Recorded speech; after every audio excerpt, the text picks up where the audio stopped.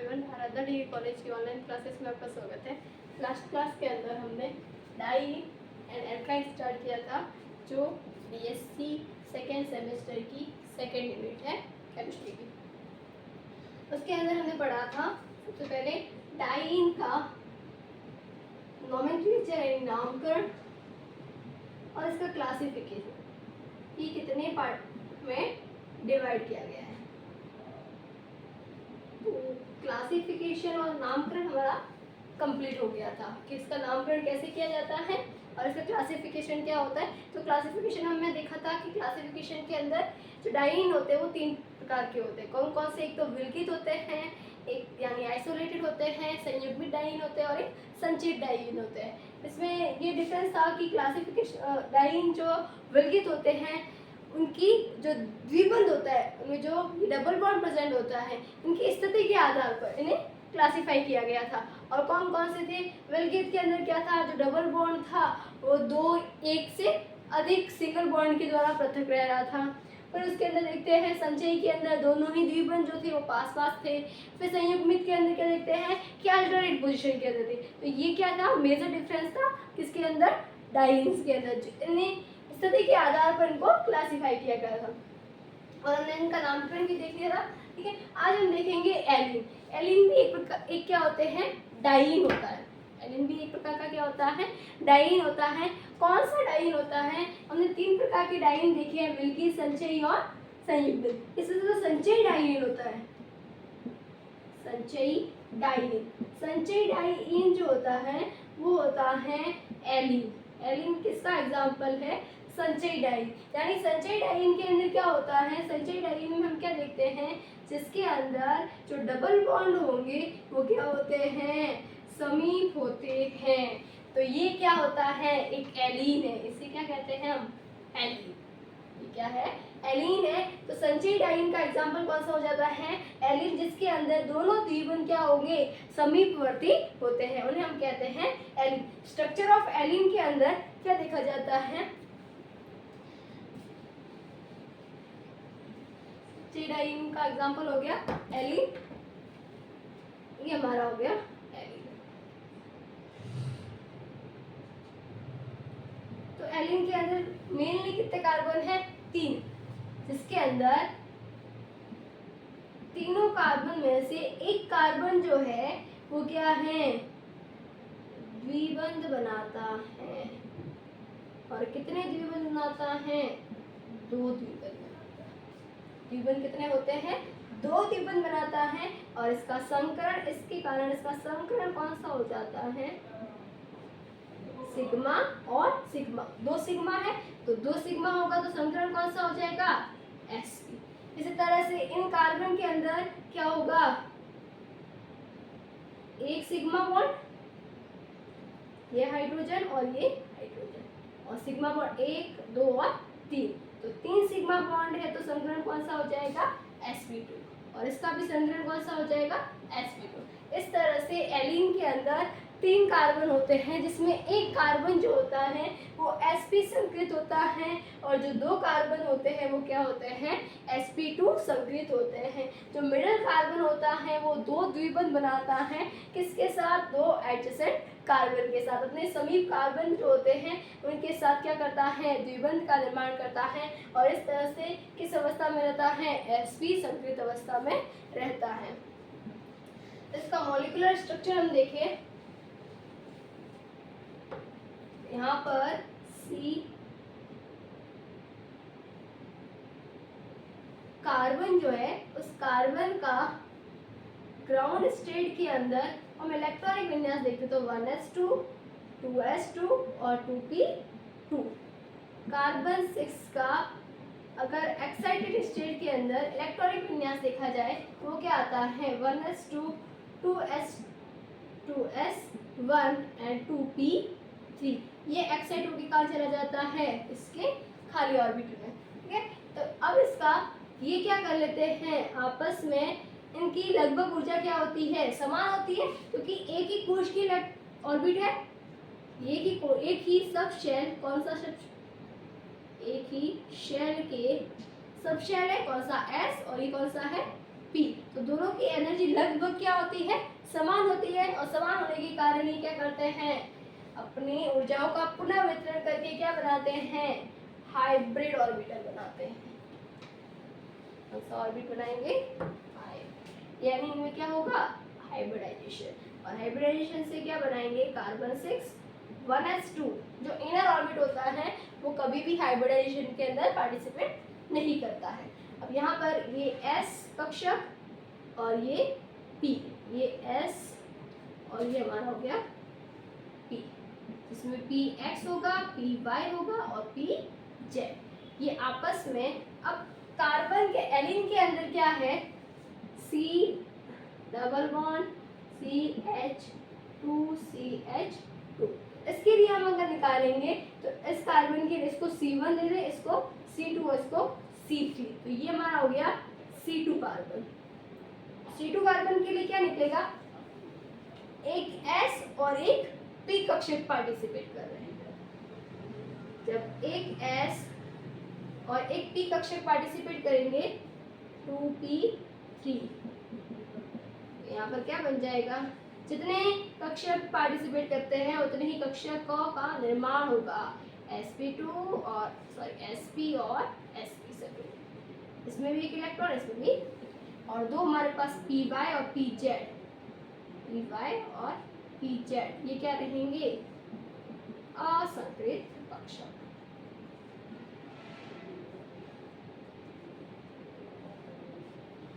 इस तरह से ये तो गया C2 के लिए। C1 के लिए देखें,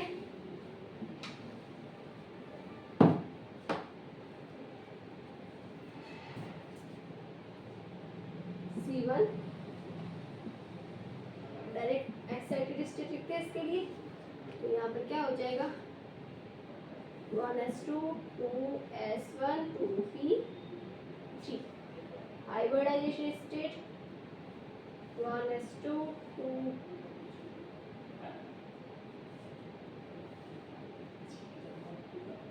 s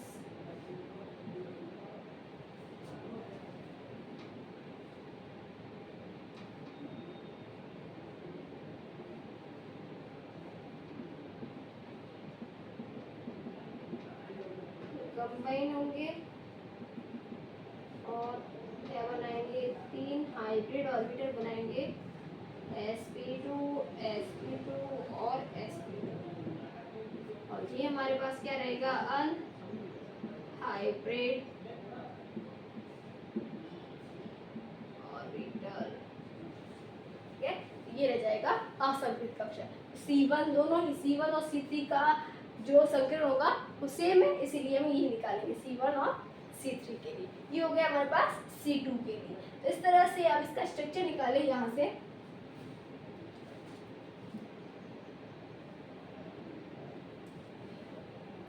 तो यहाँ पर क्या हो जाएगा, C हाइड्रोजन,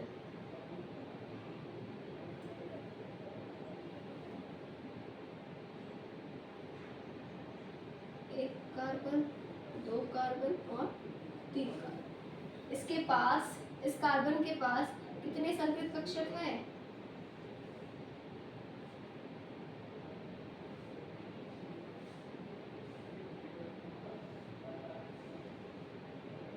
एक, दो और तीन, तीन संकृत कक्षक है इसके पास। इस तरह से इसके कार्बन के पास कितने संकृत कक्षक है, दो संकृत कक्षक। इस तरह से इस कार्बन के पास कितने संकृत कक्षक है,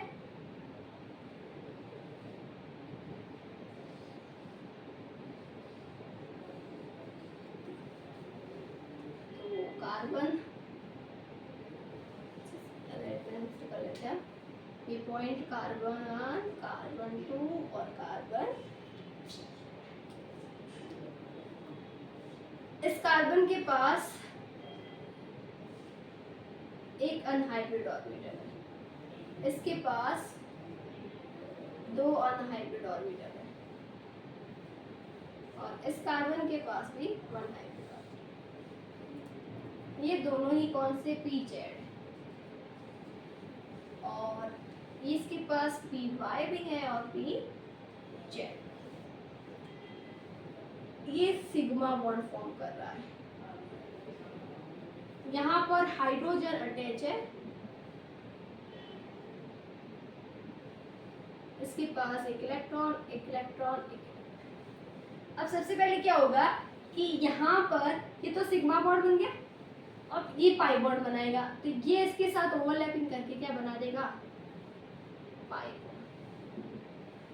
अब यहाँ पर ये हमारे पास कौन सा है, पी वाई, जबकि ये कौन सा है, पी जेड। हमेशा पी वाई के साथ, पी जेड के साथ और पी एक्स के साथ ओवरलैपिंग होती है। ये ओवरलैपिंग होती है, या फिर एस और पी एक्स की ओवरलैपिंग होती है। पी वाई और पी एक्स की ओवरलैपिंग नहीं होती है, पी जेड और पी वाई की ओवरलैपिंग नहीं होती है, ओवरलैपिंग इन्हीं की होती है। अब हमारे पास कौन सा है, पी जेड है, यहाँ पर पी वाई है, और ये कौन सा कक्ष हो गया, पी जेड। तो यहाँ पर क्या होगा, ये सिंगल बॉन्ड है, सिंगल बॉन्ड है, इसलिए क्या हो जाता है, रोटेट हो जाता है, और रोटेट होके किस में कन्वर्ट हो जाता है, पी वाई में। और ये पी वाई में कन्वर्ट होने पर ये बन जाएगा, थोड़ा टिल्टेड हो जाएगा, और टिल्टेड होकर क्या हो जाएगा, इससे पी वाई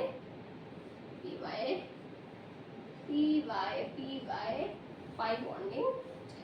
तो इस तरह से हमारा मॉलिक्यूलर स्ट्रक्चर बनता है एलीन का, जिसके अंदर एक कार्बन sp2 संकरित है, जिसमें क्या होगा, एक कार्बन sp संकरण है जो दोनों कार्बन के साथ क्या कर रहा है, द्विबंध का निर्माण कर रहा है और सिग्मा बंध का निर्माण कर रहा है। जो सिग्मा बंध बनेंगे वो किसके ओवरलैपिंग से बनेंगे, sp कक्षक के ओवरलैपिंग से। यहाँ पर sp2 sp कक्षक की क्या हो रही है, ओवरलैपिंग, और इससे क्या बनता है, सिग्मा बॉन्ड। इसी तरह से इसके पास कौन से कक्षक खाली रह गए, पी वाई और पी जेड असंकृत कक्षक रह गए। ये पी वाई और पी जेड असंकृत कक्षक जो है, असंकृत कक्षक, और इसके पास कौन सा रह गया, पी जेड असंकृत कक्षक। इस तरह से C3 के लिए पास भी कौन सा रह गया, पी जेड असंकृत कक्षक। अब ये पी जेड असंकृत कक्षक क्या करेंगे, इसके पी वाई और पी जेड असंकृत कक्षक के साथ क्या करेंगे, ओवरलैपिंग करके पाई बॉन्ड का निर्माण करेंगे। अब यहाँ पर या तो पी जेड असंकृत कक्षक यहाँ पर बनेंगे पाई बॉन्ड। अब यहाँ पर पाई बॉन्ड बनाने के लिए पी जेड कक्षक जो होता है वो क्या हो जाता है, पी वाई के साथ ओवरलैपिंग करके पाई बॉन्ड का निर्माण नहीं कर सकता है, इसीलिए ये क्या करेगा, थोड़ा सा रोटेट करने पर ये कैसे कन्वर्ट हो जाएगा, पी वाई में कन्वर्ट हो जाएगा, और पी वाई में कन्वर्ट करके इसमें क्या किया जाता है, ओवरलैपिंग करके क्या बना लेता है, पी वाई पाई बॉन्डिंग करता है। और इस तरह से हमारा किसका स्ट्रक्चर बन जाता है, एलीन का स्ट्रक्चर तैयार हो जाता है।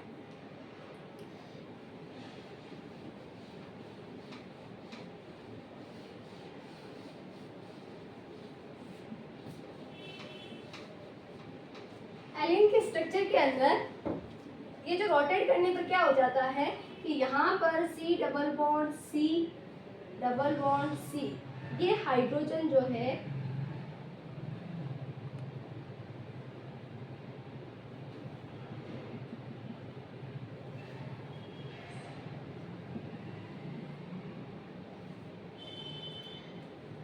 रोटेट करने पर ये हाइड्रोजन जो होते हैं क्या रहते हैं, ये कार्बन जो होता है क्या रहता है, प्लेन पर। तो क्या रहेगा, प्लेन के ऊपर है, और ये पेपर के प्लेन से ऊपर होता है और पेपर के प्लेन से नीचे। एक हाइड्रोजन का बॉन्ड जो है ये पेपर के प्लेन के ऊपर रहता है, इस तरह से ये ऊपर की तरफ है, ये इस तरह से, और ये क्या हो जाएगा, नीचे की तरफ है।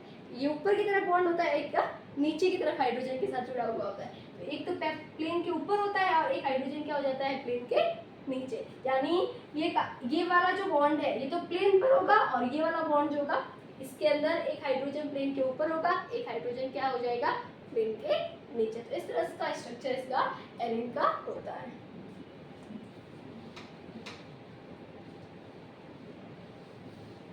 नेक्स्ट देखते हैं structure of butadiene.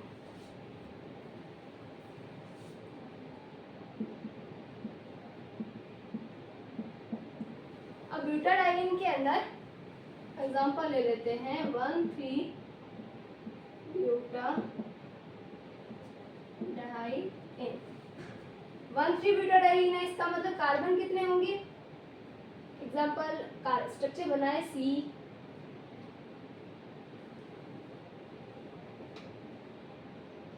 CH2 double bond CH, हो जाएगा CH और ये हो जाएगा CH। ये होता है हमारा 1,3 ब्यूटाडाइन। 1,3 ब्यूटाडाइन के अंदर 1, 2, 3 और 4, यानी 1 और 3 पर क्या है? डबल बॉन्ड है, इसलिए इसे कहा जाता है 1,3 ब्यूटाडाइन।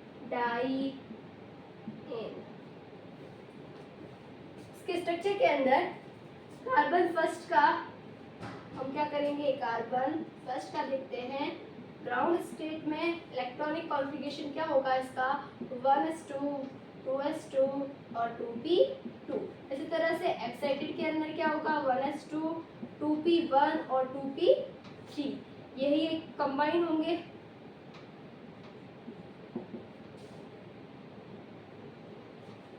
और कंबाइन होके क्या बना लेंगे? कितना बॉन्ड बन रहे हैं? डबल बॉन्ड है।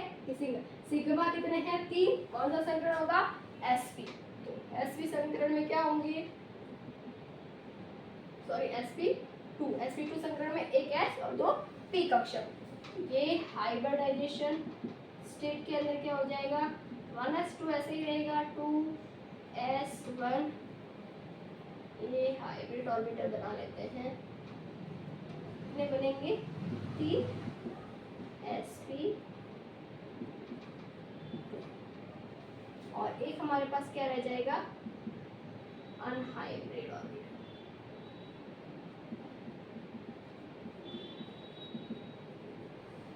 जो क्या करेगा? पाई बॉन्ड फॉर्मेशन में पार्टिसिपेट करेगा। सेकंड है C1 हो गया।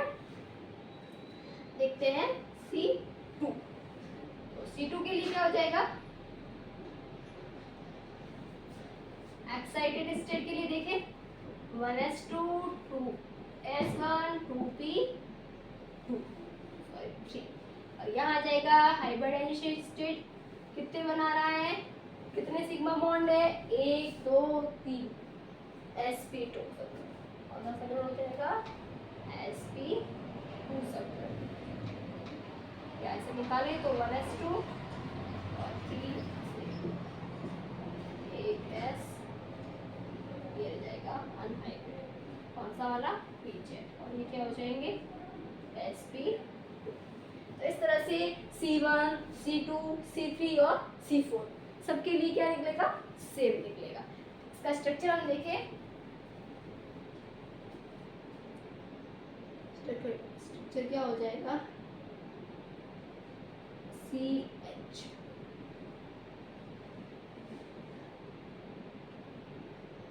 Double bond, double bond.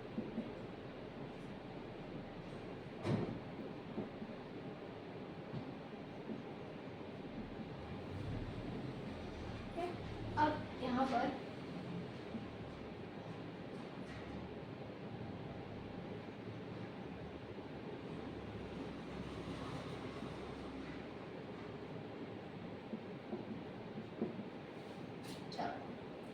इसका स्ट्रक्चर, मॉलिक्यूलर स्ट्रक्चर देखें तो कार्बन कितने संकरण कौन सा है? sp2। कितने संकरित कक्षक हो गए? 3। तो ये हो जाएंगे हमारे 3 संकरित कक्षक। और sp2 संकरण होता है। इस तरह से स्ट्रक्चर के बनते हैं क्योंकि हम जानते हैं कि sp2 संकरण होगा तो उस sp2 संकरण के अंदर ज्यामिति हमेशा कौन सी होती है? समतल त्रिकोणीय। समतल त्रिकोणीय है तो इसी तरह से समतल त्रिकोणीय बनाएगा। इस कार्बन के लिए भी क्या बनेगी? समतल त्रिकोणीय।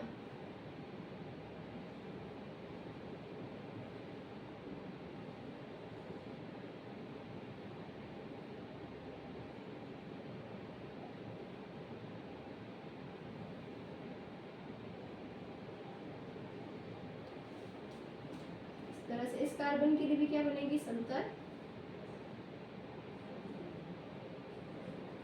कोणीय। और इस कार्बन के लिए भी क्या बनेगी,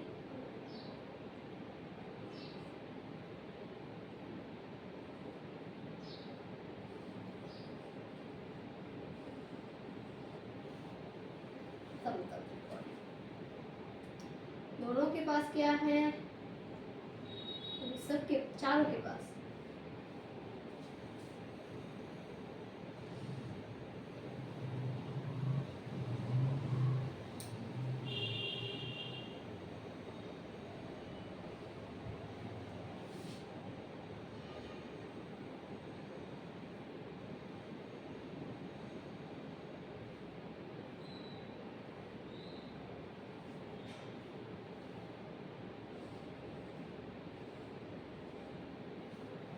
इस तरह से।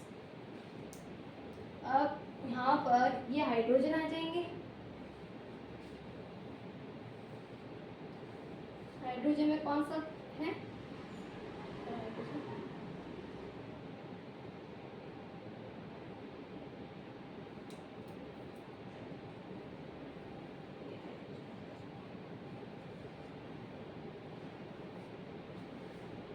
Sigma bond sigma bond sigma sigma, और यहाँ पर भी सिग्मा बॉन्ड,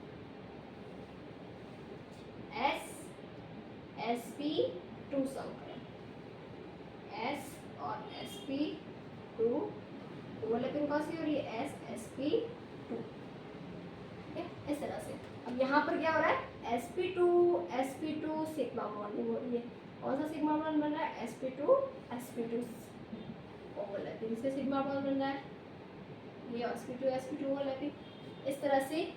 और अब क्या होगा, ये जो असंकृत कक्षक है, सभी के पास कौन से असंकृत कक्षक है, pz कक्षक है। इसका मतलब इसके रोटेशन की आवश्यकता नहीं होती। अब हम एलिन के अंदर देख रहे थे कि एलिन में क्या हो जाता है, pz जो होता है, तो उसी के कारण वो क्या हो जाता है, ये हमारा एक हाइड्रोजन जो है प्लेन के ऊपर एक नीचे है, तो इसका रीजन क्या है, क्योंकि 90 डिग्री में हम इसको रोटेट करते हैं, तो pz को रोटेट करने पर ये किस में कन्वर्ट हो जाता है, py में। और ये रोटेशन से क्या हो जाता है, एक हाइड्रोजन जो थोड़ा सा क्या हो जाता है, रेस्ट्रिक्टेड रोटेशन होगा, ठीक है, प्रतिबंधित घूर्णन होगा, तो इस तरह से थोड़ा सा क्या हो जाएगा, घूर्णन होने के कारण वो हाइड्रोजन कहाँ चला जाएगा, ऊपर प्लेन के, और एक क्या हो जाएगा प्लेन के नीचे, वरना पूरा का पूरा कैसा होता, एक ही प्लेन में होता। तो उस रोटेशन के कारण py को pz को py में कन्वर्ट करने के कारण एलिन जो होता है वो थोड़ा सा क्या हो जाता है, रोटेट किया जाता है, इसीलिए हाइड्रोजन प्लेन के ऊपर होता है, एक हाइड्रोजन क्या होता है, प्लेन के नीचे होता है। तो एक बॉन्ड जो होता है वो हमारे प्लेन के ऊपर बनता है।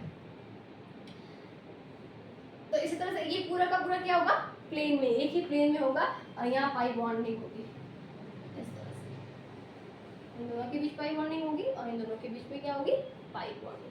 इस तरह से हमारा क्या हो जाता है, क्या स्ट्रक्चर कंप्लीट हो जाता है, ठीक है। इसे कहा जाता है 1,3-ब्यूटाडाइन का मॉलिक्यूलर स्ट्रक्चर, जिसके अंदर हमारा जितने 4 कार्बन हैं, ये चारों कार्बन कौन सा संकरण पाया जाता है, sp2 संकरण उपस्थित होता है। और इसके साथ ही ये तो हमारा हो गया मॉलिक्यूलर स्ट्रक्चर। अब यहाँ हम देखते हैं 1,3-ब्यूटाडाइन जो है, ये जो ब्यूटाडाइन है वो किसका एग्जाम्पल है, हमने बल्कि संचयी और कौन सा पढ़ा है, संयुग्मित डाइन। तो ये कौन सी डाइन का एग्जाम्पल हो जाता है, संयुग्मित डाइन, संयुग्मित डाइन। और संयुग्मित डाइन जो होते हैं, संयुग्मित डाइन के अंदर हम क्या देखते हैं कि संयुग्मित डाइन में double bond, single bond, double bond क्या होते हैं, अल्टरनेट होते हैं। और इन्हीं अल्टरनेट के कारण एक और प्रॉपर्टी शो करते हैं, कौन से संयुग्मित डाइन कौन सी प्रॉपर्टी शो करते हैं, रेजोनेंस, अनुनाद शो करते हैं। और अनुनाद क्या होता है कि ये इलेक्ट्रॉन जो होते हैं वो क्या होते रहते हैं, डिलोकलाइज हो जाते हैं, और डिलोकलाइज होने के कारण या संयुग्मित डाइन होने के कारण इसमें अनुनाद होता है, और इस अनुनाद के कारण ये डाइन क्या होते हैं, स्थायी होते हैं। तो 1,3-ब्यूटाडाइन कहे, 1,5-ब्यूटाडाइन कहे, या फिर 1,5-ब्यूटाडाइन के अंदर संयुग्म नहीं होता है तो उसके अंदर नहीं होगा। तो इस तरह से इसका स्ट्रक्चर। अब देखते हैं इसका रेजोनेटिक स्ट्रक्चर।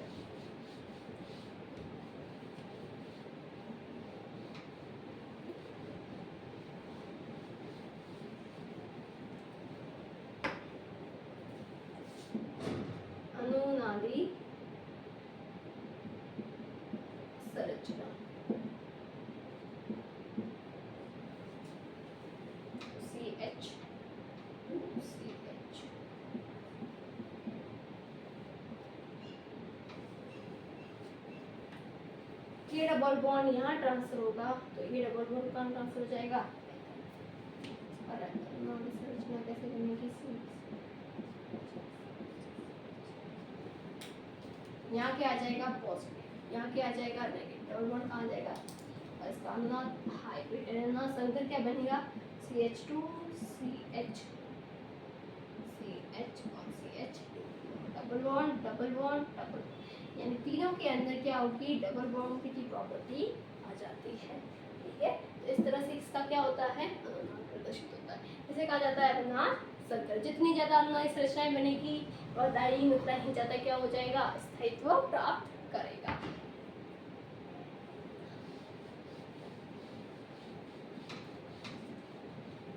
नेक्स्ट हम देखते हैं एक ब्यूटाडाइन का और एग्जांपल देखते हैं 1,5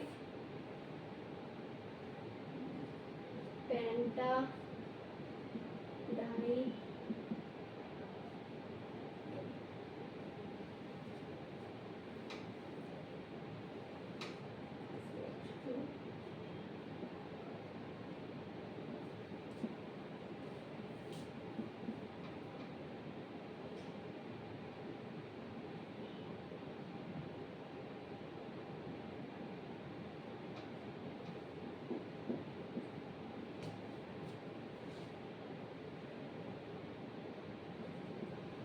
for penta डाई।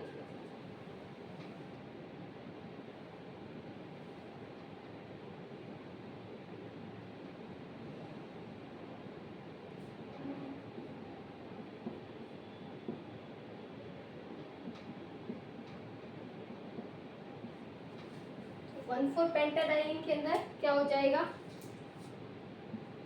कितने डबल बॉन्ड है 2, इसका एग्जांपल हो गया विलगित, और विलगित के अंदर विलगित डाइन, और विलगित डाइन जो है वो संयुग्मन नहीं बताता, और संयुग्मन नहीं बताएगा तो इसका मतलब अनुनाद भी प्रदर्शित नहीं करेगा।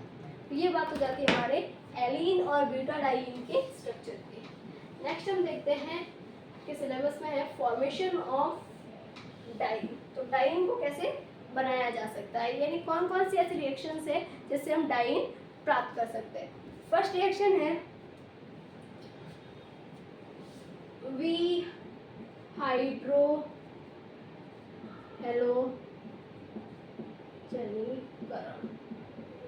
वी हाइड्रो हेलोजनीकरण नाम से पता चल रहा है कि किसका, हाइड्रो का और हेलोजन का क्या होगा बाहर निकालना। पी का मतलब पी हाइड्रो हेलोजनीकरण का मतलब क्या हो गया कि हाइड्रो का और हेलो का बाहर निकलना। जैसे एग्जांपल CH2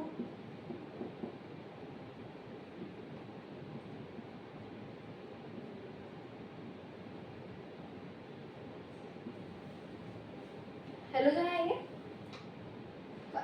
हेलो कार्बन है तो यहाँ पर क्या हो जाएगा, इसकी अभिक्रिया करवाई जाती है अल्कोहली KOH। अल्कोहली KOH के साथ करवाने पर CH double bond, H2 double bond, single bond और CH क्या मिलता है 1,3-ब्यूटा डाई इन, और उसके साथ ही KCl plus H।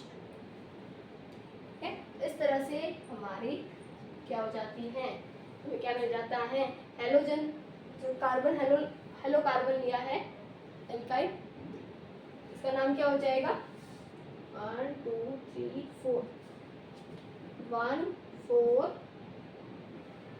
Chloro butane halo alkane. तो हेलो एल्केन से क्या, हेलो एल्केन की अभिक्रिया कैसे करवा दी हमने अल्कोहलिक QH के साथ। जब अल्कोहलिक QH के साथ करवाएंगे तो क्या मिल जाएगा डाइन मिलेगा, और KCl और H2O बाहर निकाल जाएंगे। OH जो है हमारे यहाँ से जो हाइड्रोजन रिमूव हुए, ये जो 2 हाइड्रोजन रिमूव हुए उन 2 हाइड्रोजन क्या कर लेंगे इस ऑक्सीजन के साथ अभिक्रिया करके OH के साथ रिएक्शन करके क्या बना लेंगे H2O, और जो पोटेशियम है हमारे पास, पोटेशियम होगा पोटेशियम जो हो गए वो क्या कर लेंगे, अल्कोहलिक KOH के अंदर जो पोटेशियम है वो क्या कर लेंगे, क्लोरीन के साथ, जो हमारे 2 क्लोरीन रिमूव हुए उसके साथ रिएक्शन करके क्या बना देंगे, KCl। यानी अल्कोहलिक KOH के साथ करवाई जाती है जब रिएक्शन, तो अल्कोहलिक KOH के साथ करवाने पर क्या रिमूव होते हैं, जो पोटेशियम हाइड्रोक्साइड है ये क्लोरीन के साथ रिएक्शन करके KCl को बाहर निकाल जाता है और क्या कर जाता है, एल्केन में, इसको एल्केन से किस में कन्वर्ट कर देता है, एल्कीन में। ठीक है, इसे कहा जाता है विहाइड्रोहाइड्रोजनीकरण, क्योंकि इसके अंदर से हाइड्रोजन और हाइड्रोजन ग्रुप रिमूव हो रहा है, इसलिए एलिमेंट रिमूव हो रहा है। नेक्स्ट मेथड देखते हैं।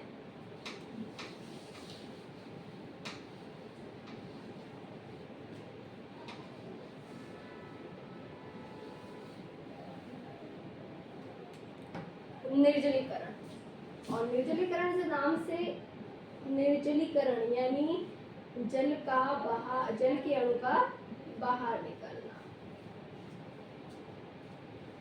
CH2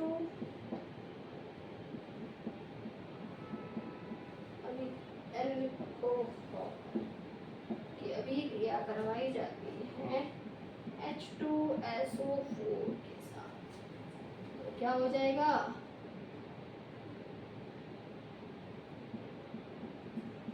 करवाएंगे बचेगा और हमारे पास क्या हो जाएगा, CH2CHCH, डबल बॉन्ड, और यहाँ पर जल के अणु बाहर,